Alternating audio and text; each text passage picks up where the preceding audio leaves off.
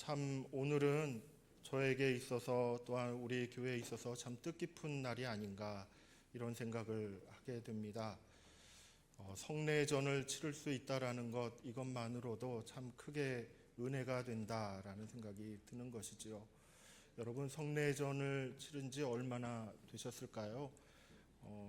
저도 지나간 자료들을 이렇게 저렇게 찾아보다 보니까 몇 년이 좀 흘렀던 것 같습니다.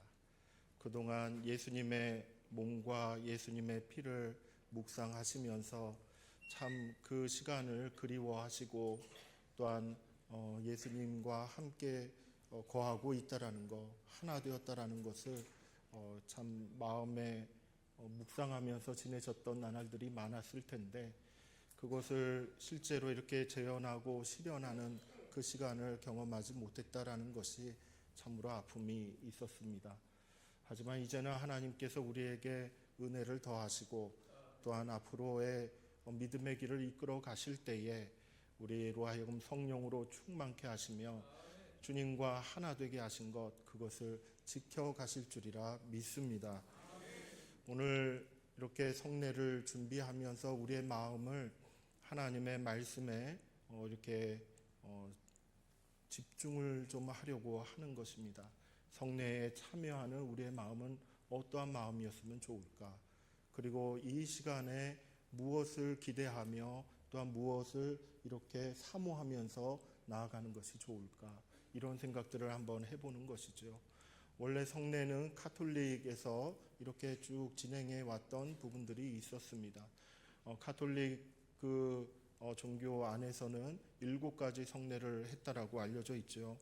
세례, 견진, 성체, 고해, 병자, 서품, 그리고 혼인. 신앙인으로서 이렇게 살아가는 그 삶 가운데 이와 같은 7가지의 그런 성례를 통하여서 그 안에서 하나님과 함께 동행해 나간다라는 그와 같은 의미가 컸던 것이죠. 카톨릭 같은 경우에서는 이렇게 7가지를 이야기하고 있지만 실제로 이 7가지 중에 우리 예수님께서 지정하신 것은 2가지입니다. 2가지. 그 2가지는 바로 세례와 성찬인 것이지요. 그래서 종교개혁 당시에 지나간 카톨릭 그런 전통과 그런 제도 가운데서 말씀과 벗어난 부분이 과연 무엇인가 이런 것들을 하나하나 골라내고 그것을 제거하는 과정 중에 이 7가지 성례 중에 2가지만 남겨놓고 나머지는 그냥 일반 가운데서 일반적인 신앙생활 가운데서 격려하고 권면하는 그런 방식으로 해도 괜찮겠구나 이렇게 정리를 한 것입니다. 그래서 세례와 성찬은 우리 개신교 안에서 예수님께서 지정하신 그와 같은 성례로서 우리가 이해를 하고 지금까지 실천을 해오고 있고 그리고 앞으로 주님 다시 오시는 그날까지 변함없이 이 교회 안에서 시행되어지는 그와 같은 일들임을 여러분은 기억하시기를 바랍니다. 세례와 성찬에 담긴 하나님께서 주신 그와 같은 교훈들 그리고 우리의 마음의 자세를 한번 돌이켜보고 오늘 성례의 자리에 나아갈 수 있기를 바라는 것입니다. 여러분 세례는 받으셨지요? 네. 안 받으신 분도 아마 계실 수도 있겠지만 그 세례의 그 과정들 그 순간을 꼭 사모하시기를 바랍니다. 성도의 삶에 있어서 이 세례는 일생에 있어 딱 한 번 이렇게 시행되는 것입니다. 그렇기 때문에 이 세례에 참여할 때에 진실한 마음으로 마음의 중심을 다하여서 참여하는 것이 매우 중요한 것이죠. 어제 이렇게 세례 문답을 진행을 했습니다. 우리 5분의 장로님들과 함께 세례를 받기로 결단한 여러 가정들, 여러 개인들과 함께 이렇게 문답을 나누었는데 우리 장로님들께서 너무 은혜스럽게 그리고 참 권면의 말씀을 아주 이렇게 잘해 주셨어요. 그들 가운데 제 기억에 남는 참 한 단어가 하나 있습니다. 그것이 바로 터닝 포인트라는 단어였어요. 이 세례와 관련해서 이 터닝 포인트라는 단어가 주는 의미가 참 맞아떨어지는 부분이 있구나 라는 그런 생각이 좀 들었던 것이죠. 예수님을 믿지 않고 살아왔던 삶이 있었다라는 것이죠. 이제는 예수님을 믿고 예수님과 하나 되어서 살겠습니다라는 그런 결단, 그 결단을 혼자서만 하는 것이 아니라 하나님과 회중 앞에서 이렇게 공개적으로 한다라는 것, 이것이 바로 세례의 의미다라고 이렇게 볼 수가 있습니다. 그래서 하나님과 함께 살겠습니다라는 그 결단의 시간을 한번 생각하게 되는 것이죠. 여러분, 세례가 갖는 가장 핵심적이고 중요한 의미는 무엇이냐면 바로 부활하신 예수님과 하나가 된다라는 것입니다.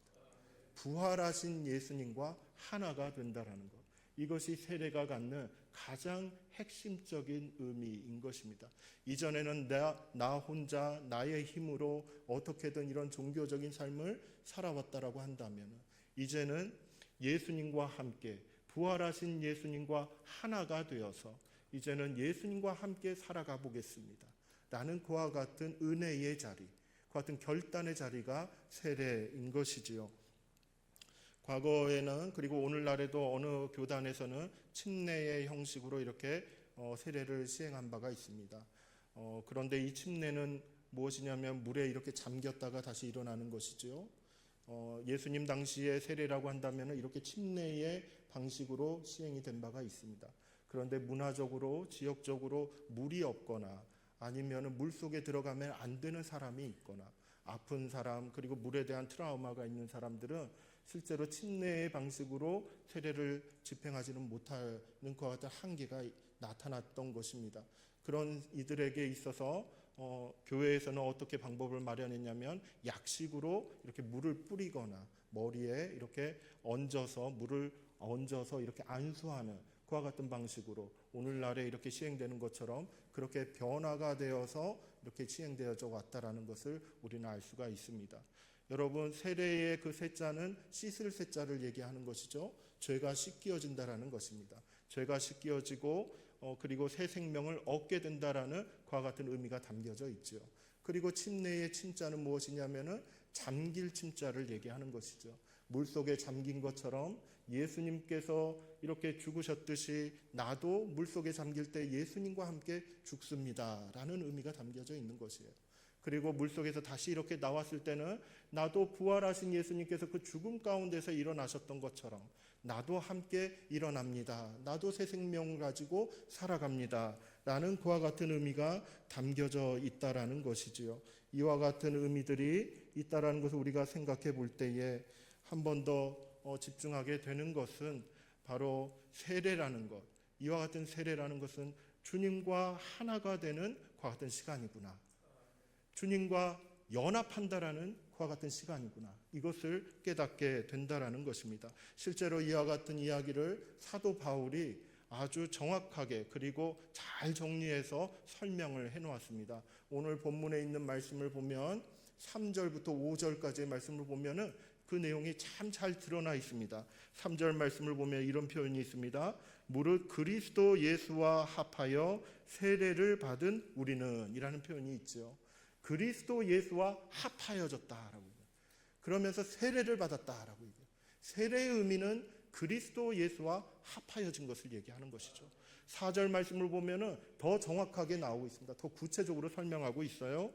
그러므로 우리가 그의 죽으심과 합하여 세례를 받음으로, 그의 죽으심과 합하여 세례를 받았다라고 이렇게 이야기하고 있죠.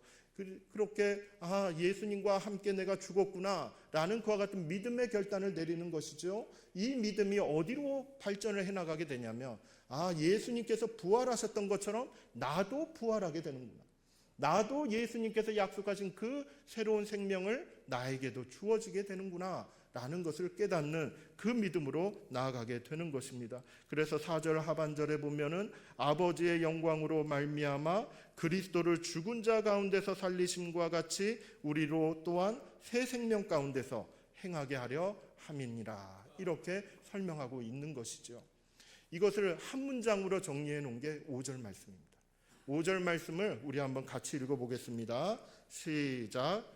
만일 우리가 그의 죽으심과 또한 그의 부활과 같은 모양으로 연합한 자도 되리라. 아멘. 연합한다라는 것이죠. 죽으심과 같은 모양으로 연합한 자, 그리고 그의 부활과 같은 모양으로 연합한 그와 같은 자가 된다라는 것. 이것이 바로 세례의 의미다라는 것입니다. 주님과 내가 하나가 되는 것. 그 하나가 되는 것이 세례임을 여러분 꼭 기억하시길 바랍니다.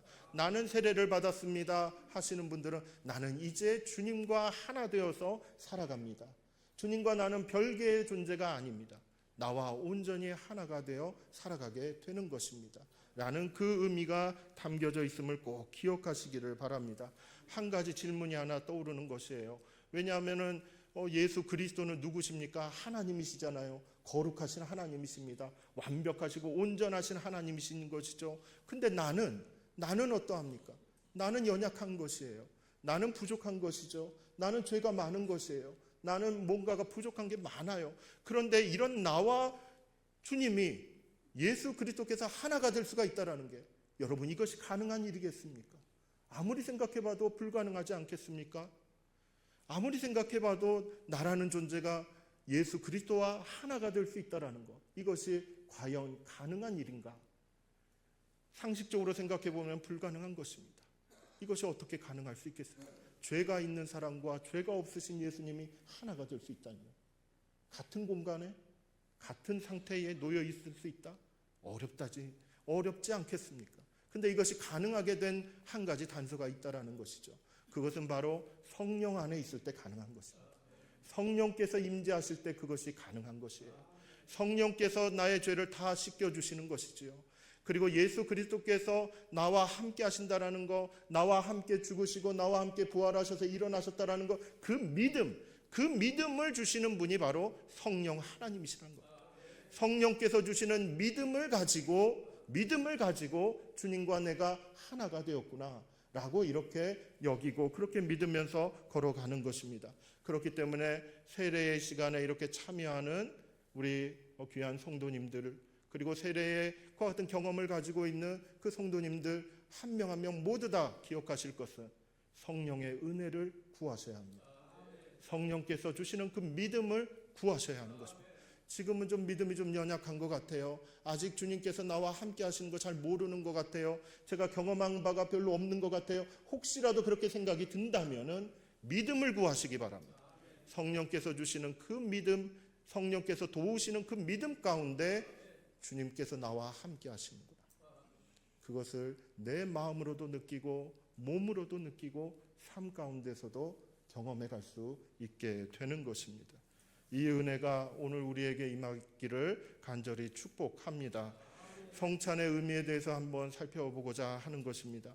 성도의 삶에 있어서 세례라고 한다면은 일생에 있어 딱 한 번 주어지는 그와 같은 주님과의 하나됨, 그것을 경험하는 시간이다라고 이렇게 얘기한다면, 성찬이라는 것은 수시로 성찬이 펼쳐질 때마다 내가 주님과 하나 되었던 사람이지, 내가 이제 주님과 하나 되어서 다시 한번 힘내서 살아가 봐야지, 이것을 깨닫게 되는 그와 같은 시간인 것입니다.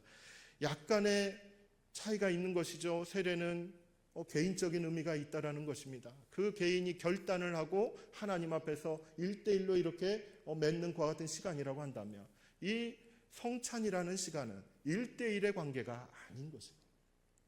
1대1의 관계가 아니라 공동체적인 의미가 더 강합니다. 이것을 여러분 놓쳐서는 안 되는 거예요. 나만 하나님과 함께하는 것이 아니라는 것입니다. 성찬에 참여하는 모든 주의 백성들, 세례받은 모든 주의 자녀들이 주 안에서 하나된 공동체임을 확인하는 시간인 것입니다. 이것을 여러분 놓쳐서는 안 되는 것입니다.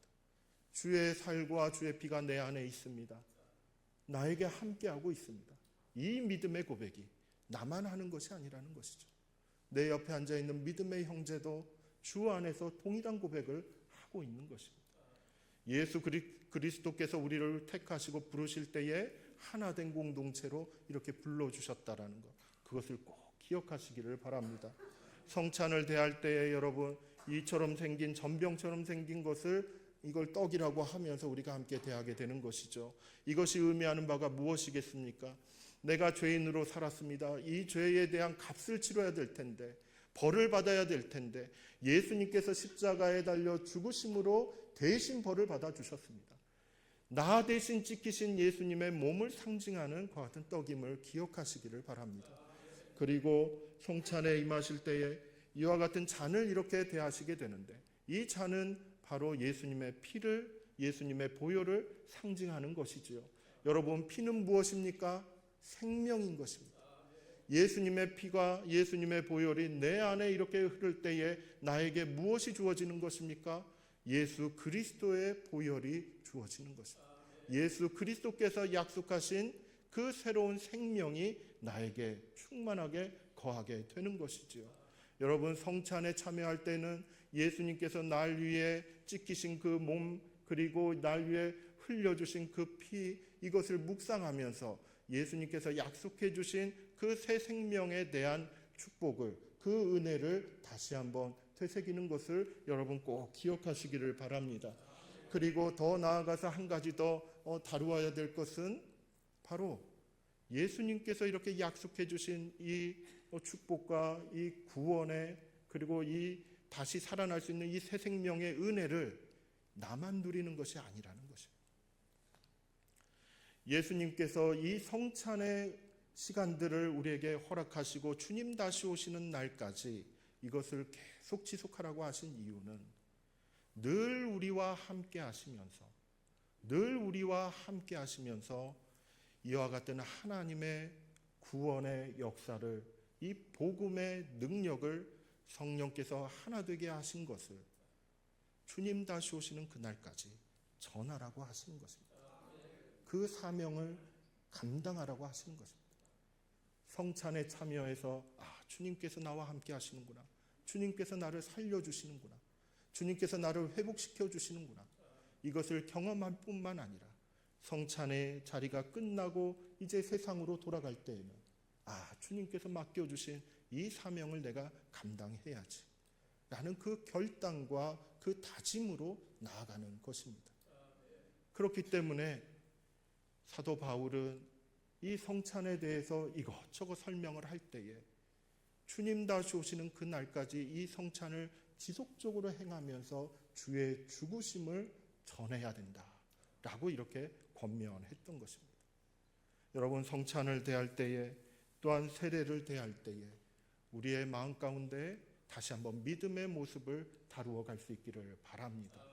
이 믿음의 준비를 하시고